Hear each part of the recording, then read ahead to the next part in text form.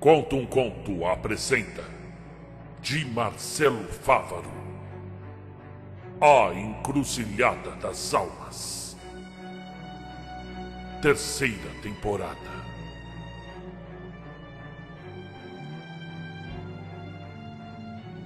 O dia vinha alto quando o ônibus fez a primeira parada num grande restaurante. A viagem ainda estava pela metade. Essas grandes redes, eles cobram uma fortuna por uma coxinha. Eles conseguiram acabar com aquelas paradas de beira de estrada. Led reclamava como era de seu costume. Conseguiu refinar essa arte no decorrer dos anos. E como é essa cidade? Américo tomava um café enquanto o roqueiro devorava um X-Bacon. A Encruzilhada das Almas é um bom lugar para se morrer, brincou o jornalista. Você chega, atravessa a Praça Matriz e quando se dá conta já saiu da cidade. É um ovo. Mas me diz, como que você conseguiu adivinhar onde estavam os ladrões? É uma longa história. Eu vivi nas ruas quando era jovem. Eu tive que sobreviver um tempo de furtos. Era comum entre os meninos da minha época na Praça da Sé. A maioria, infelizmente, não conseguiu sair de lá com vida. Eu tive sorte. Eu escutei algumas vozes. As vozes que te guiaram para onde estavam os caras que te pegaram o celular? Você não iria acreditar. Suspirou o professor, colocando novamente seu chapéu, indo em direção ao ônibus. Se eu não ia acreditar? Cara, eu tenho um amigo que acende uma luz dentro dele. Eu não duvido de mais nada nesse mundo. Tá bom. Como eu posso dizer? É sempre embaraçosa essa parte. Digamos que, bem, eu ouço mortos. Caraca, que bacana. Você não entendeu, não é bacana. Eles não estão vivos. Ok. Ok? Como assim, ok? Reagiu Américo ofendido. Como eu disse, meu chapa, eu moro em Encruzilhada. Você só vai ser mais apenas um louco com uma história esquisita por lá. Eu costumo ouvir muito isso. O quê? Que você é um louco? Mas é claro. Quem mais conversa com gente morta? Só doido e o moleque do sexto sentido? Tanto faz. Que seja. Relaxa, amigo. Você vai gostar de lá. Tem muito rock and roll. Você gosta de rock and roll? Ouve isso aqui. Disse passando um fone ao acadêmico. O que é isso? Um Discman? Esse é um clássico da Aiva. É anti-impacto.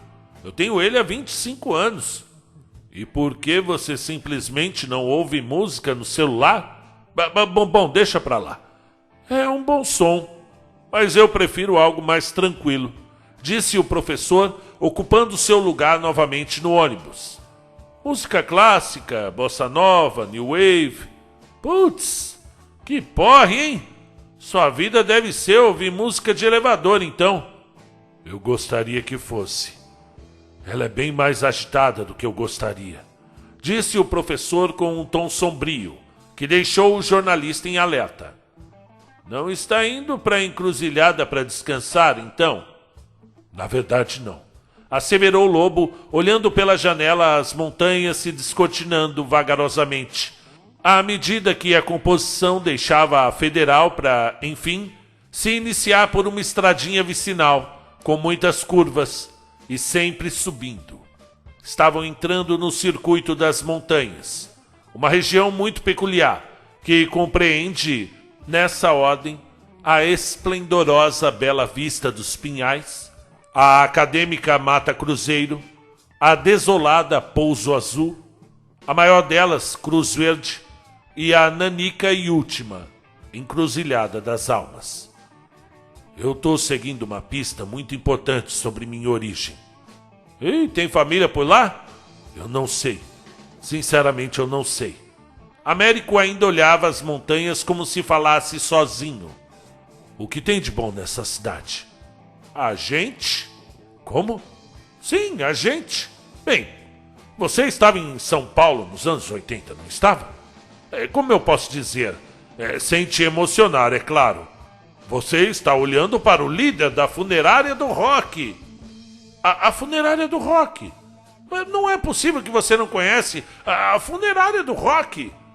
Vocês fazem enterros, é isso? É uma funerária que vende caixão de rock? Não é nada disso.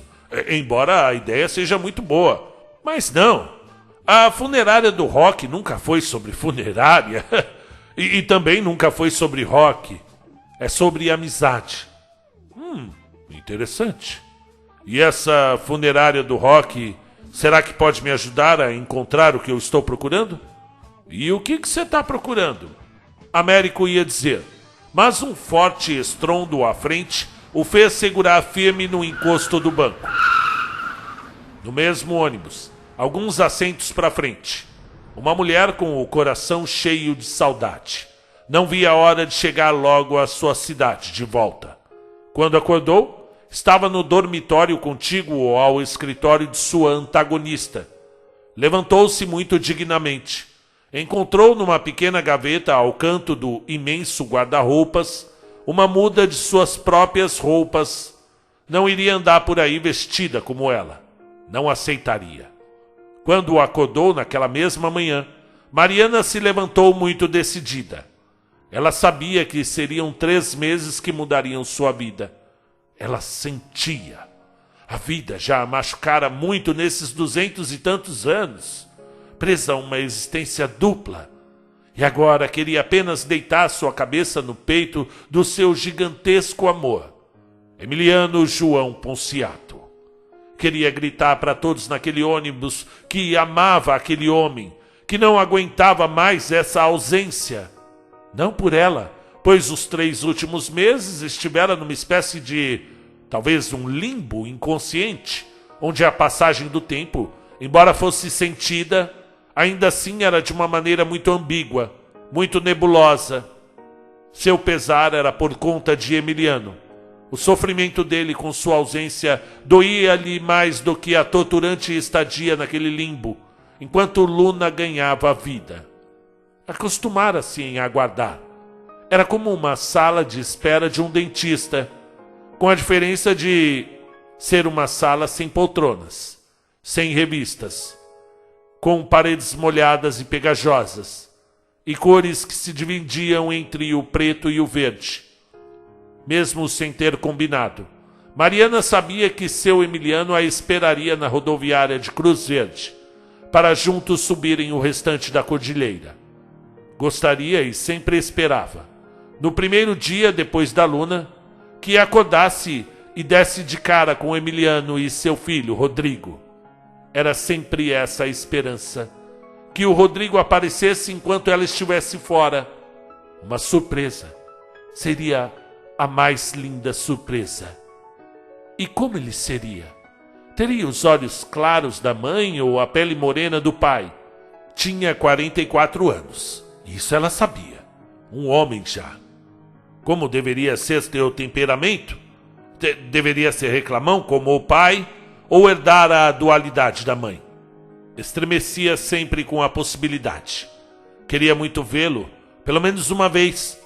Daria anos de sua vida por um único momento ao seu lado. Ao lado do seu filho. Porque quando se é mãe, não existe 3, 4 anos ou 44. Sempre vai ser o seu menino.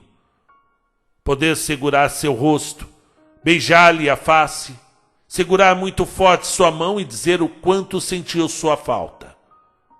Poderia ter tido a felicidade plena, não tivesse o arauto feito o que fez. Ela sabia também que, apesar do sofrimento, da angústia, fora feliz. Com certeza fora feliz.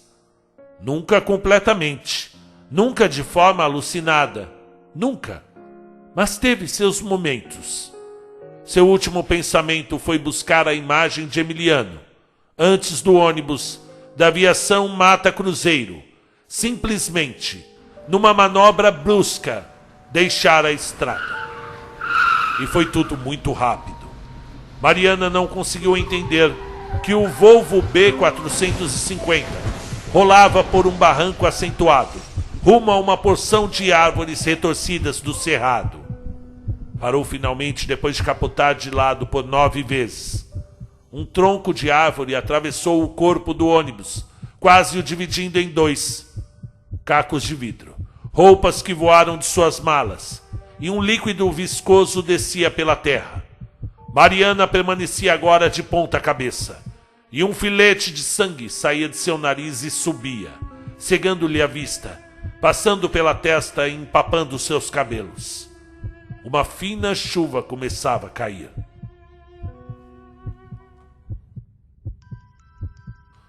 A barbearia do Mafra ainda não havia atendido o primeiro cliente, quando um Del Rey, com placa de Mairiporã, vindo de fora da cidade, estacionou em frente ao estabelecimento, do outro lado da rua.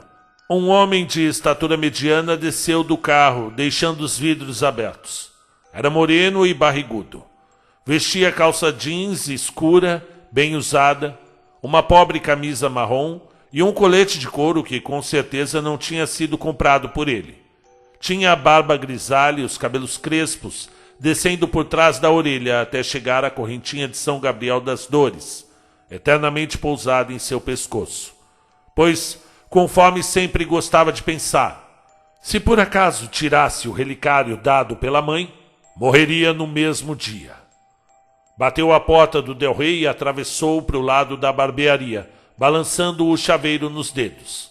Cantava mentalmente um brega antigo. "Vai fazer a barba, chefe?" disse o velho Mafra, que no momento andava a varrer a calçada como sempre fazia. "Vem cá!" disse puxando o centenário para dentro da barbearia.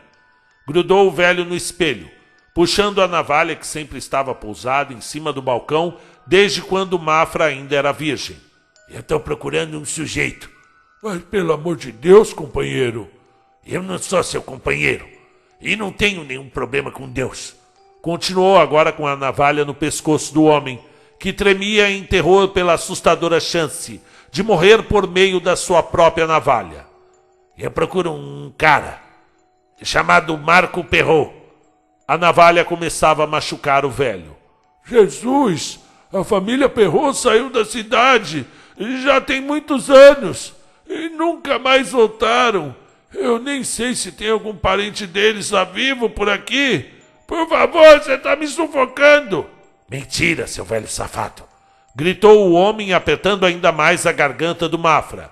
"Eu juro, não tem nenhum Perrot na cidade. Nenhum. Por favor, não, não." A tarde perdeu sua calma, com a terrível notícia sobre a morte do barbeiro. O delegado Jerônimo Pinto, acompanhado do velho ex-detetive Durval Barreira Grande, isolaram o local e conjecturaram sobre os eventuais motivos do assassinato.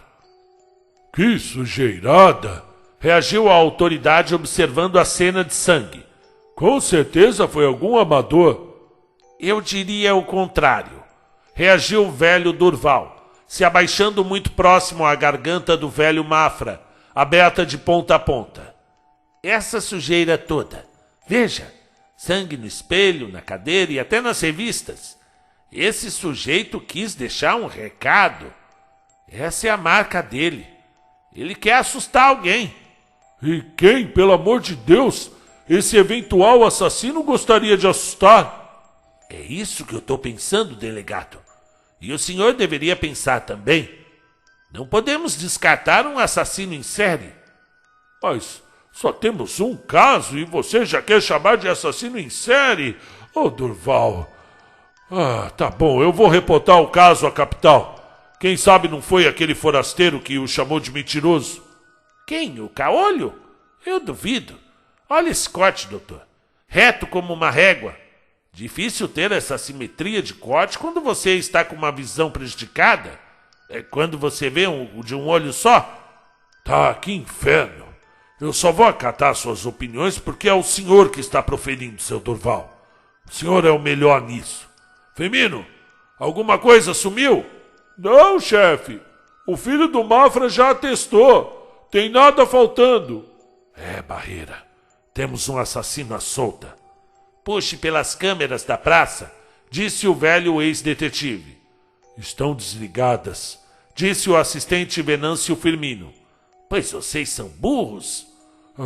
Burro é o prefeito que mandou elas ficarem ligadas só nos fins de semana, quando a cidade está cheia. Realmente, estou aqui há quase 50 anos e nunca vi um prefeito que soubesse ler uma simples ata sem se atrapalhar todo. Pois é, seu Barreira, o povo gosta de gente do povão, gente como a gente.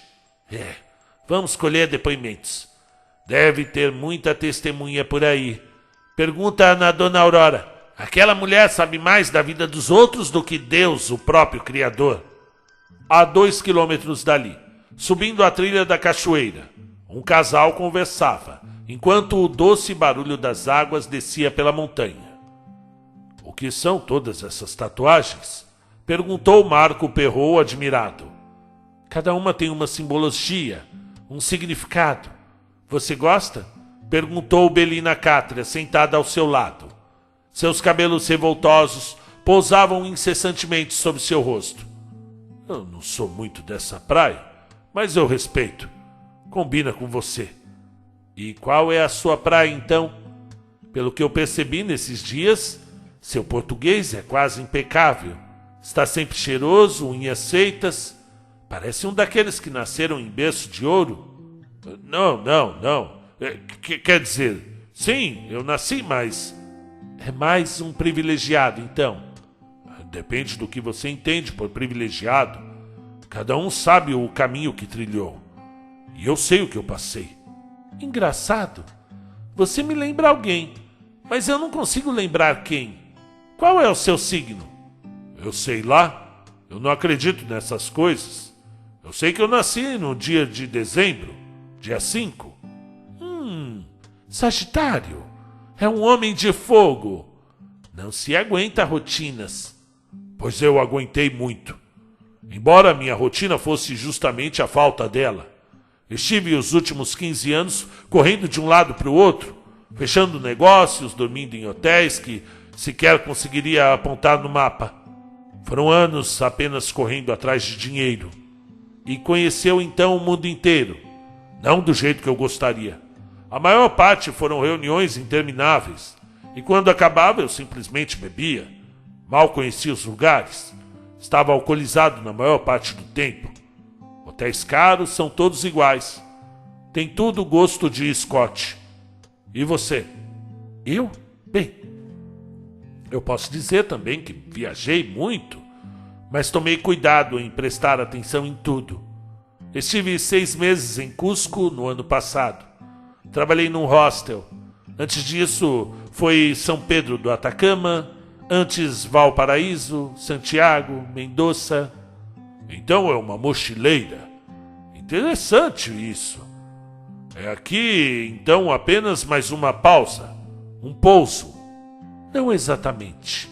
Respondeu olhando melancolicamente para o vasto horizonte alaranjado. De onde eu vim, acho que eu não posso mais voltar. E eu também acho que não, viu? Pelo menos eu não, disse Marco buscando a mão da garota. Eu não sei quais foram os seus motivos, mas no meu caso, estou aqui simplesmente para deixar de existir. Vai me dizer que me trouxe aqui para cometer um suicídio? Não, de jeito nenhum. Eu fui um babaca por muito tempo. Está vendo aquele pedaço de terra lá embaixo? Uns quase 10 quilômetros naquela direção. Sim. Aquele monte de terra onde está tudo nublado? Sim, ali mesmo. Aquilo ali era um bosque, era um vale, era um lugar preservado, era um lugar sagrado, livre da influência externa. E o que aconteceu ali? Por que está tudo destruído? Eu aconteci ali. Bem, quer dizer, minha família aconteceu. Meu pai, um empresário de sucesso, era dono das corporações Perrault. Espera aí, você quer dizer que era filho de Pierre Perrault? Da mineradora Perrault? Da CPI das mineradoras? Marco baixou os olhos. Sim, esse é o meu podre segredo. Eu ajudei a afundar milhões de toneladas naquele vale do esquecimento. E, sinceramente, queria que esse fosse o único mal que eu cometi. A moça pareceu perdida por alguns segundos no seu próprio mundo, enquanto somente se ouvia a água da cachoeira descendo calma pelas encostas. Pensou em seus próprios segredos, os motivos que a fizeram sumir de Belo Horizonte, quase fugida, ter viajado a América toda antes de subir a montanha. Marco percebeu sua introspecção. Entenderei se você não quiser mais ser a minha amiga, disse retirando vagarosamente sua mão de cima da dela. Belina suspirou. Não é isso. Eu não te julgo. Você não teve culpa de nascer na família que nasceu, não é? Disse isso colocando agora sua mão sobre a dele. Poderiam ali mesmo ter dado o beijo que refletiria a paixão, descanso e perdão, mas não conseguiram, pois um estampido forte assustou aos dois e aos vários pássaros que fugiram em debandada. Era evidentemente um tiro, e acertara muito próximo, a um galho mais grosso por trás deles. Levantaram-se num pulo e partiram por uma trilha mais fechada, cheia de galhos retorcidos. A travessia foi custosa, pois os espinhos volta e meia violavam os seus braços nervosos. Ouviram mais um tiro e perceberam que quem atirou estava vindo também pela trilha. Outro tiro foi ouvido, e agora acertara mais próximo. Os dois corriam perigo. E o que você fez? O que você fez para quererem atirar na gente? Gritou Belina, tentando correr ao máximo. Eu não sei! Gritou Marco, puxando a companheira. Quem vai garantir que essa encrenca não seja sua? Ora, é claro que não, reagiu a moça. Corre mais, ele está chegando perto. Deixaram a trilha e agora partiam por uma encosta, ladeando pedras que iam se tornando cada vez mais perigosas, pois de um lado era um paredão enorme e do outro o precipício matador. Perrault estancou de medo, mas Belina agora o puxava. Eu não sei, gritou segurando-se num galho saído no meio das pedras. Parece perigoso. É claro que é perigoso, seu Mauricinho. Vem logo. Espera, eu não consigo. O homem simplesmente travara no meio do caminho, um pouco mais abaixo. O atirador vinha empunhando a arma. Belina não iria deixá-lo ali. Não podia. Marco teve um déjà-vu alucinante de algo que com certeza nunca havia vivido. Passou-lhe rapidamente pela cabeça uma cena onde ele era uma criança e estava com um amigo de escola. Mas aquela criança não era ele, pensou assustado. E o amigo nunca vira antes, mas sabia quem era. Era Severino Ponciato. E ele, o amigo, o empurrava daquele mesmo local, montanha abaixo. Marco estremeceu ao ver a cena passar pelos seus olhos. Era definitivamente uma visão. E ele caía como um boneco no rio, completamente tempestuoso, que corria dezenas de metros abaixo. O assassino estava quase chegando ao seu encalço, quando Perrault sentiu uma forte mão muito grande e firme o segurar. Uma sombra tapou o sol por um instante, impedindo dele ver quem o segurava, e agora vinha arrastando-o pela continuidade da trilha. Somente tinha a impressão de ver um homem muito alto e forte, a contar pela força que o puxava. Entraram por um feixe de pedras, e ali subiram mais alguns lances para, enfim, adentrarem numa caverna. A escuridão então tomou conta de tudo, e por pouco Marco não desmaiou. Fiquem quietos, disse a voz que denotava extensa, profunda e de grande idade, porém era firme como um diamante. E quem é você? Perguntou, ainda metido numa profunda confusão mental. Agora não importa, disse o homem. Fiquem quietos, pois acho que o assassino perdeu vocês de vista. E quem não garante que você não é comparsa dele? Se eu quisesse, já teria torcido seu pescoço, ali mesmo onde te encontrei. Calem a boca os dois. A voz do homem era tão colossal quanto a sua estatura. E quem é você? Quem é você, pelo amor de Deus? Perguntou a menina, que se permanecia muito agarrada ao amigo. Eu sou o homem da meia-noite. Os dois ficaram sem entender. Belina principalmente.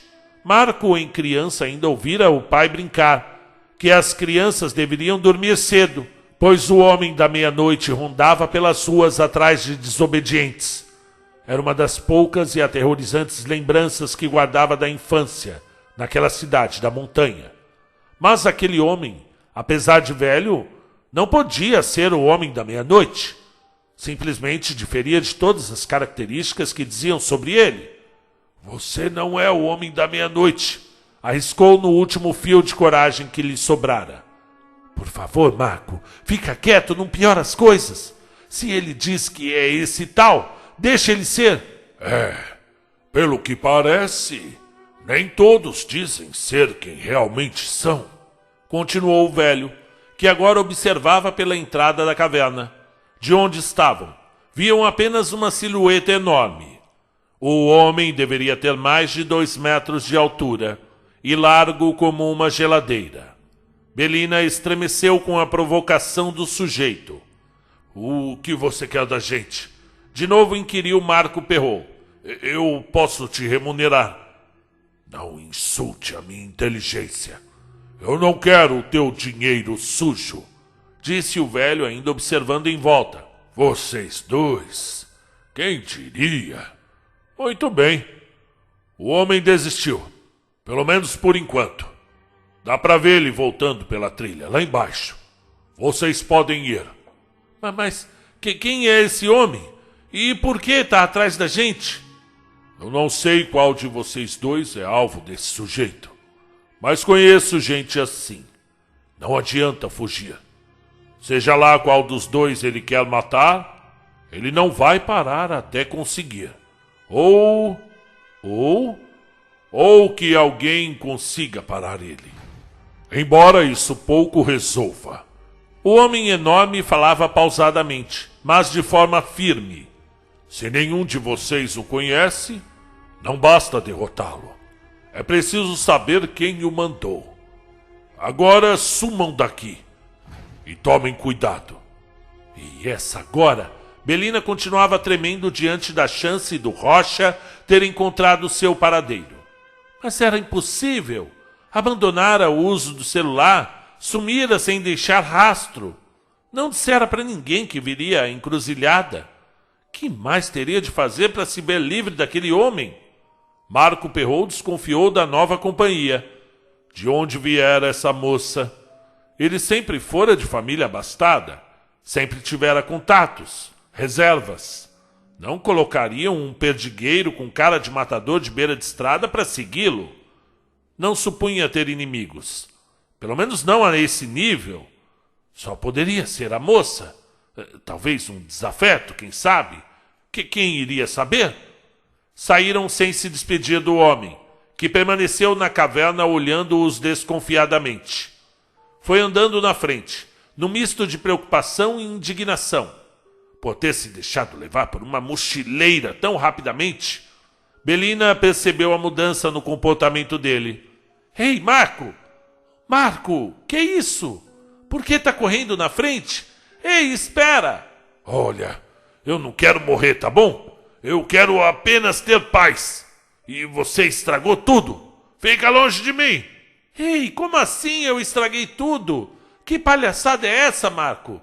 Mas, Marco, espera! E quem garante que aquele velho estava atrás de mim?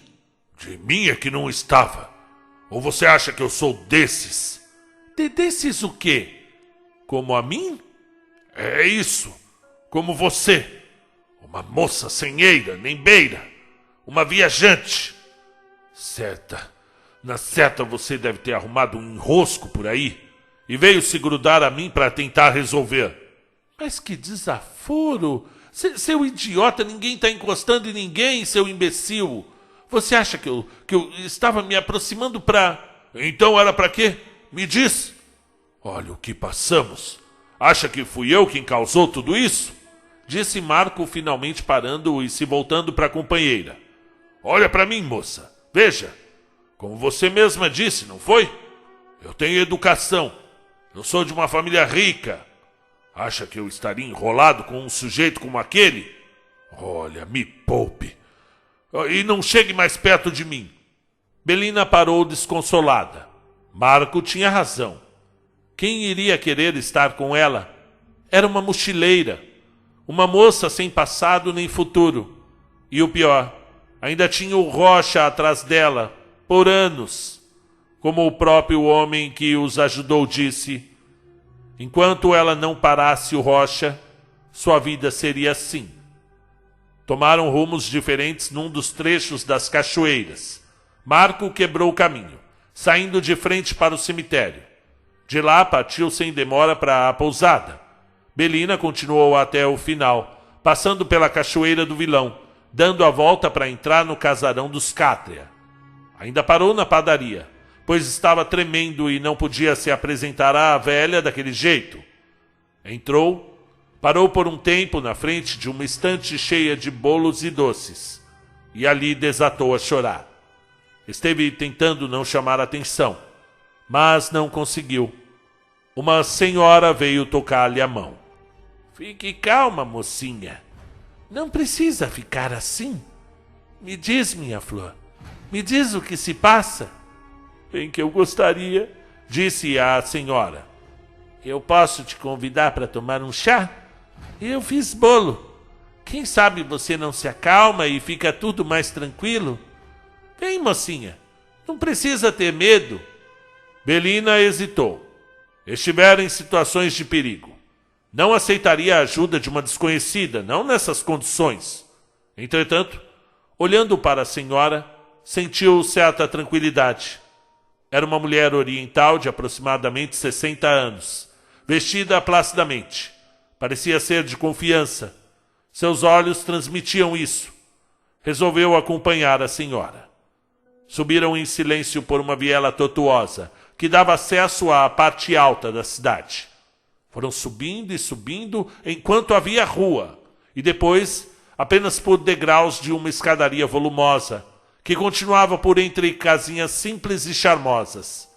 Pararam diante de uma casa vermelha, com janelas pretas. Pode entrar. Tá tudo bem, filha. Agora vai ficar tudo bem. Era uma casa comum. Belina permaneceu na sala, em pé, sem saber o que dizer. A senhora oriental pediu que ela se acomodasse do jeito que estivesse mais à vontade no sofá e foi fazer o chá para as duas. Por que aceitou estar ali, num local desconhecido, depois de ter sofrido um atentado? Aquilo foi um atentado. Isso passava em sua cabeça e voltava. A senhora percebeu a angústia da visita e apressou-se em desfazer o desassossego. Calma, minha moça. Nós não vamos te fazer nenhum mal. Nenhum mal. Nós? Perguntou olhando para os lados e principalmente para a escadinha, que dava acesso ao piso superior. Sim, nós somos pessoas de bem. Não queremos mal nenhum, principalmente a você, Renata. Seu sangue sumiu da face. Finalmente fora descoberta. As palavras proferidas pela senhora eram as provas que faltavam de que o Rocha havia descoberto seu destino e estava com uma equipe atrás dela. E como você sabe meu nome, o que a senhora... Fique tranquila, Renata, disse pousando sua mão delicada sobre a moça. Confie na gente, somos boas pessoas. O diretor vai te atender. Ele vai te dar as respostas. Mas eu não vim aqui para ser atendida. Eu não quero atendimento nenhum. Eu quero ir embora. Agora. Ok. Fique calma. Eu tô cansada de me mandarem ficar calma. Eu vou embora. Sim, claro. Aqui nenhuma mulher fica contra a sua vontade, minha menina. Eu vou abrir a porta para você. E peço desculpas pela forma que eu posso ter te assustado, desculpe, disse caminhando até a porta. Tome, guarde isso contigo. Continuou colocando no bolso de Belina um pequeno objeto. É para você guardar e não esquecer. Se precisar da gente, estaremos aqui. Vamos ficar por aqui nos próximos dias. Temos muito trabalho nesse canto da montanha. Pode nos procurar a hora que for. Estarei aqui para te receber e te proteger. Belina se afastou rapidamente. Desceu os degraus de 2 em 2. Somente quando já estava próxima novamente ao cemitério e as primeiras estrelas já despontavam no céu noturno e para o horizonte algumas nuvens ameaçavam chuva, ela colocou a mão no bolso para ver que coisa a velha lhe tinha dado. Era uma peça de xadrez. Era uma torre vermelha. A noite já havia despejado o sol do seu trono, para enfim reinar soturna por entre uma garoa fina e fria. Um senhor andava de um lado para o outro, tomado por angústia, discava o número no celular, levava-o ao ouvido, trocava constantemente de orelha na esperança de ouvir melhor, mas ninguém atendia. E o suor já descia pela sua testa. Cadê esse ônibus? Verificou no guichê da companhia. Nenhuma notícia do Volvo que saíra de São Paulo às 11 da manhã e até aquele momento não havia chegado. Chamaram o motorista no rádio, mas o aparelho parecia fora do ar. Ninguém responde, senhor, disse o atendente preocupado. Carlos, liga no 1408. É o Roberto conduzindo. Pergunta se ele já cruzou com o Júlio. E depois pergunta para o Ramon. A resposta veio minutos depois. Central, aqui é o Roberto, pois não? Viu, Roberto? Você já cruzou com o Júlio vindo de São Paulo? Positivo, Central.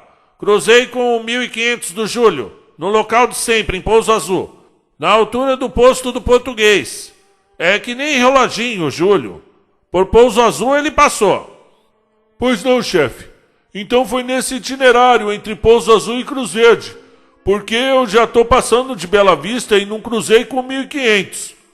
Alguma coisa havia acontecido. Emiliano Ponciato parecia tomado por um péssimo pressentimento. Voltou imediatamente para a caminhonete antiga da sua irmã, Monique. Deu a partida com as mãos tremendo. E voltou para a estrada. Agora em direção a Pouso Azul. A poucas dezenas de quilômetros dali. Mariana, ainda com o sangue descendo pela testa, conseguia se soltar do cinto de segurança, deixando o seu corpo cair por entre alguns galhos até a grama. O teto do ônibus havia sido arrancado por um tronco maior, ficando dezenas de metros acima, suspenso. Seu ouvido zunia enquanto ela conseguia distinguir, a muito custo, lamentos de dor e desespero.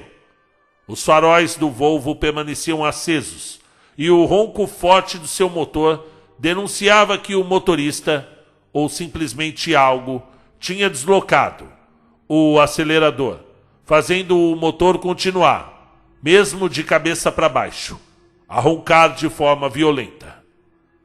Com muito custo, Mariana conseguiu se levantar, cambaleou até o tronco de uma árvore menor e por ali se segurou para não cair. Os gritos continuavam. O motorista está preso! Olha lá!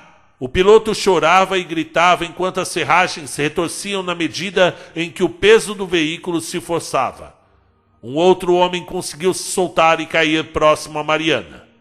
Era Lede Ferreira. Estava com ferimentos no braço e um vergão no rosto. O que foi que aconteceu?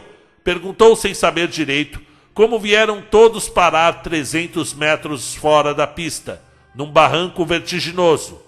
Foi um desgraçado! Gritou o motorista entre soluços. Foi um demônio desgraçado! Mariana ficou atenta ao homem. Seu cabelo empapava em sangue. Seus olhos azuis refletiam a luz do farol. Led se aproximou. Precisamos tirar as pessoas dali, antes que o busão pegue fogo. A árvore finalmente cedeu, e o ônibus foi ao chão, produzindo um alarido formidável. Mas gritos e lamentos. Podiam-se ver pessoas mortas. Um chapéu Panamá era pisoteado na mistura de sangue e lama que se formava.